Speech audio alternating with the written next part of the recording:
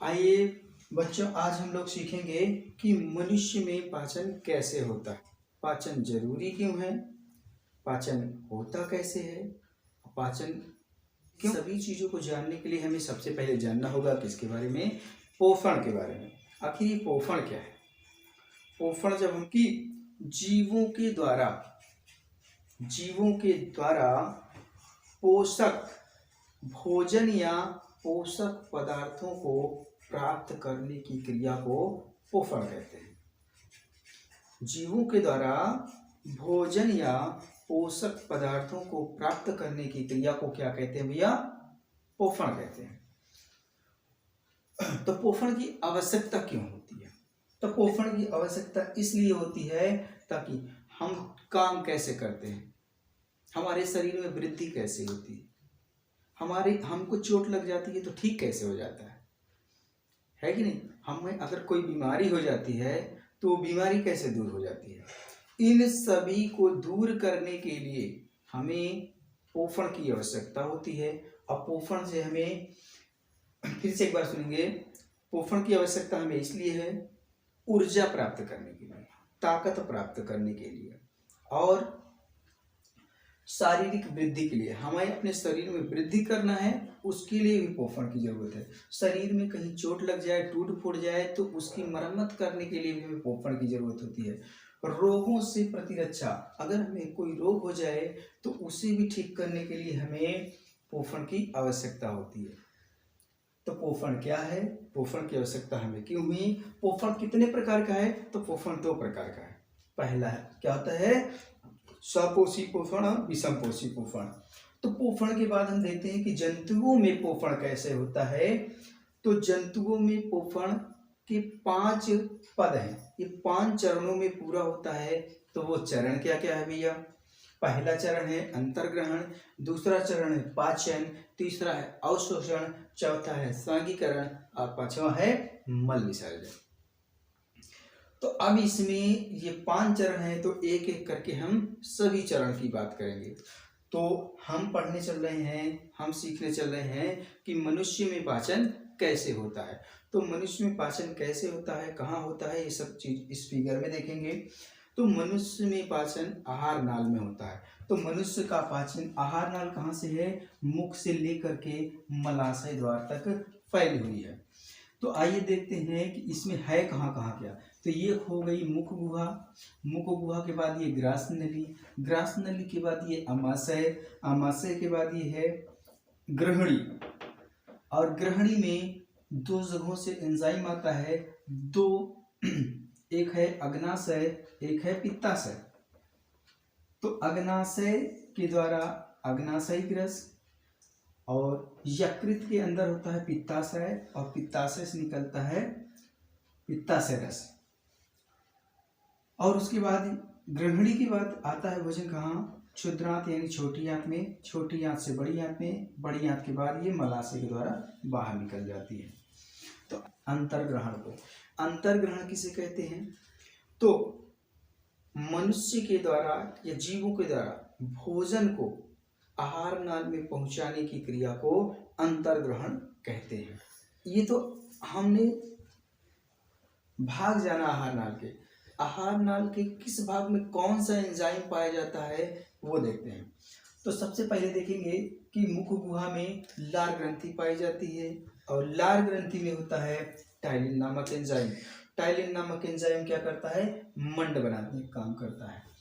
भोजन, उसके बाद ग्रास नली, ग्रास नली का कोई रोल नहीं, केवल इतना रोल है कि ये मुख के भोजन को आमाशय में पहुंचाने का कार्य करता है।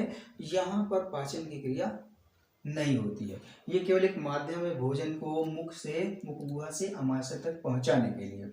इसके बाद क्या होता है कि आमाशय में जठर रस पाया जाता है, जठर ग्रंथियों से जठर रस निकलता है, पेप्सिन, रेनिन, लाइपेज, ये 3 तरह के एंजाइम पाए जाते हैं। और उसके बाद भोजन आता है ग्रहणी में। तो ग्रहणी से 2 चीजें जुड़ी है, एक है अग्नाशय, दूसरा है पित्ताशय। पित्ताशय यकृत के अंदर होता है, तो पित्ताशय से पित्तरस निकलता है और अग्नाशय से अग्नाशयिक रस निकलता है। और उसके बाद आंत, क्षुद्रांत यानी छोटी आंत में कई प्रकार के एंजाइम पाए जाते हैं, यानी कि आंतररस निकलते हैं। आंतररस में कई चीजें होती हैं, वो हम आपको बता रहे हैं। छोटी आंत में भैया पाया जाता है क्या? आंत्र ग्रंथियां, आंत्र ग्रंथियों से आंतररस निकलता है, और आंतररस में पाया जाता है इरेप्सिन, माल्टेज, लैक्टेज, सुक्रेज और लाइपेज। तो अब हम बात करेंगे पाचन की। पाचन क्या चीज है भैया? जटिल अघुलनशील पदार्थों को भौतिक एवं रासायनिक विधियों के द्वारा, भौतिक एवं रासायनिक क्रियाओं के द्वारा उसके घुलनशील पदार्थों में बदलने की क्रिया को पाचन कहते हैं। ठीक, भोजन को मुख गुहा में लेते हैं, तो भोजन को जैसे ही हम पहले तो हाथ से तोड़ते हैं तो वो छोटा टुकड़ा हो गया, मुंह में खाते हैं तो दांत उसको चबा चबा के छोटे छोटे टुकड़ों में बना देता है। मुंह दांत उसको चबा चबा करके उसमें लार मिलाता है। लार कहाँ से मिलता है? लार ग्रंथि से निकलता है, जिसमें कि टाइलिन नामक एंजाइम होता है, और इससे क्या होता है? मंड बन जाता है। वो एकदम से मंड बन जाएगा, एकदम लेई की तरह, और वो फिर धीरे धीरे खिसक करके ग्रास नली के माध्यम से अमाशय में आएगा। अब भोजन अमाशय में आएगा तो अमाशय ही पेट है, और इसमें भोजन जो होता है ना वो पिसता है, और इसमें नमक की मात्रा यानी नमक यानी HCl होता है, हाइड्रोक्लोरिक अम्ल। हाइड्रोक्लोरिक अम्ल क्या काम करता है? इसको अम्लीय बना देता है, भोजन को अम्लीय बना देता है। तो और ये अम्लीय होने के कारण भोजन में आए हुए कण, छोटे छोटे जीवाणु, इन जीवाणुओं को ही मारने का काम करता है और इसको रक्षा करता है। यानी भोजन के साथ आए हुए जीवाणुओं से इस अमाशय की रक्षा कौन करता है? HCl, हाइड्रोक्लोरिक अम्ल। और हाइड्रोक्लोरिक अम्ल क्या करता है? इसमें उपस्थित प्रोपेप्सिन, प्रोरेनिन और प्रोलाइपेज को एक्टिव करने के लिए प्रोत्साहित करता है। जब ये एक्टिव करता है पेप्सिन को, रेनिन को, प्रोपेप्सिन, प्रोरेनिन, प्रोलाइपेज को, तो यहाँ पर जब भोजन पिसता है तो उस समय पेप्सिन प्रोटीन को तोड़ता है, प्रोटीन को पचाने का काम करता है इस भोजन से, और जो रेनिन होता है ना वो दूध में उपस्थित प्रोटीन को पचाने का काम करता है, और लाइपेज क्या काम करता है? इस भोजन में उपस्थित वसा को पचाने का काम करता है। इसके बाद भोजन यहाँ से आगे निकल जाता है, आगे बढ़ता है तो ग्रहणी में आता है। तो ग्रहणी में जब आता है तो उस समय भोजन अम्लीय माध्यम में होता है। अम्लीय माध्यम में होता है तो यहाँ पर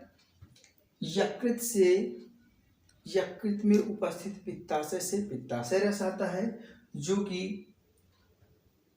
क्षारी होता है, और इस भोजन को, जो अमाशय से अम्लीय भोजन आया है, इसको क्षारी माध्यम में बदल देता है। और भोजन में क्षारी माध्यम में कौन बदलता है? पित्तरस। पित्तरस के बाद आगे जब भोजन बढ़ता है तो इधर से हमारा अग्नाशय से अग्नाशयिक रस निकलता है। अग्नाशयिक रस में होता है भैया ट्रिप्सिन, एमाइलेज, लाइपेज।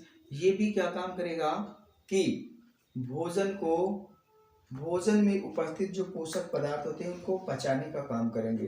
तो जो ट्रिप्सिन होता है वो प्रोटीन के अवयव को या और मंड को, और इनके एमाइलेज क्या काम करेगा? मंड को, और जो लाइपेज होगा वो वसा को पचाने का काम करेगा, जैसा कि आप देख रहे हैं यहाँ लिखा भी है।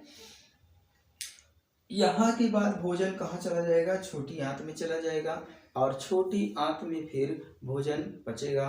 तो यहाँ पर आंत्र रस होता है, आंत्र ग्रंथियां होती हैं, आंत्र ग्रंथियों से आंत्र रस निकलता है। कौन कौन सा? जैसा अभी हम बात किए थे, इरेप्सिन होगा, माल्टेज होगा, लैक्टेज होगा, सुक्रेज होगा और लाइपेज होगा।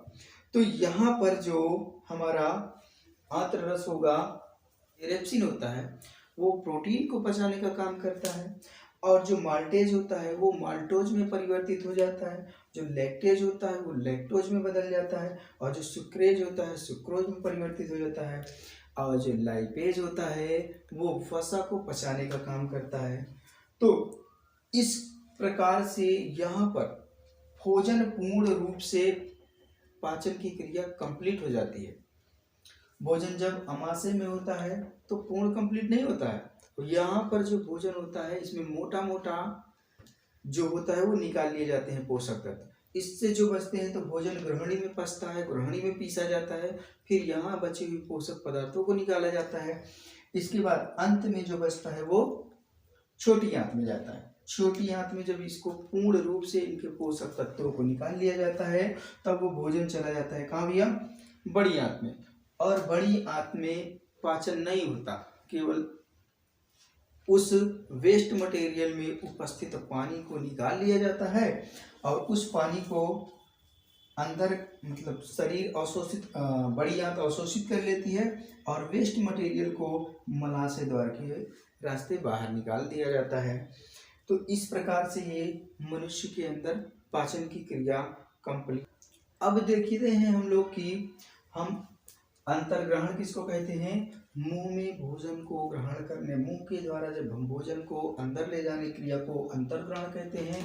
और इसके बाद हमने दूसरा क्रिया पाचन देख लिया। पाचन मुख से लेकर के मलाशय द्वार के बीच में होता है, अलग अलग भागों में होता है, आहार नाल के अलग अलग भागों में होता है। इसके बाद अब देखते हैं अवशोषण क्या चीज है। तो अवशोषण और कुछ नहीं है, हमारी छोटी आंत में छोटी आंत में जो भोजन के पोषक तत्वों को अवशोषित किया गया है उन तत्वों को खून में यानी रक्त में पहुंचाने की क्रिया को अवशोषण कहते हैं। हो गया। अभी देखते हैं कि जब अवशोषण हो गया तो अवशोषण के बाद हम चौथी चीज बोलते हैं कि स्वांगीकरण क्या है।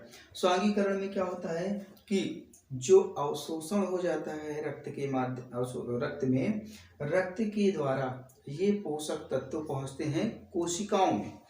अब कोशिकाओं में जब ये पहुंचते हैं तो वो खाद्य पदार्थ यानी कि विटामिन प्रोटीन्स जितने भी हैं वो सब के सब जीव द्रव्य के यानी कोशिका द्रव्य के रूप में कोशिका में पहुंचते हैं। और कोशिकाओं में जब ये द्रव्य कोशिका द्रव्य के रूप में पहुंचते हैं तो इन पदार्थों का कोशिका द्रव्य में विलीन होना स्वांगीकरण कहलाता है। ठीक। अब यहाँ पर प्रक्रियाएं होंगी, कोशिकाओं के द्वारा पाचन होगा और उनसे हमें फिर ऊर्जा मिलेगी। और यहाँ के बाद जो वेस्ट मटेरियल होगा मल विसर्जन, जो बचा हुआ पदार्थ है मलाशय के रास्ते बाहर निकल जाएगा। यानी वेस्ट मटेरियल को जैसे हम बाहर निकालेंगे उसको कहते हैं मल विसर्जन। तो इस प्रकार से तो ये पाचन होता है। तो एक बार हम फिर से इसको देख लेते हैं, अंतर्ग्रहण क्या है, पाचन क्या है, अवशोषण क्या है, स्वांगीकरण क्या है और मल विसर्जन क्या है। तो अंतर्ग्रहण जैसा जान चुके हैं कि मुख में हम भोजन जैसे ही खाते हैं उसे अंतर्ग्रहण कहते हैं। और पाचन क्या है, हमारी आहार नाल में मुख से लेकर के मलाशय तक के बीच में जो भी क्रियाएं होती हैं उसे हम पाचन कहते हैं।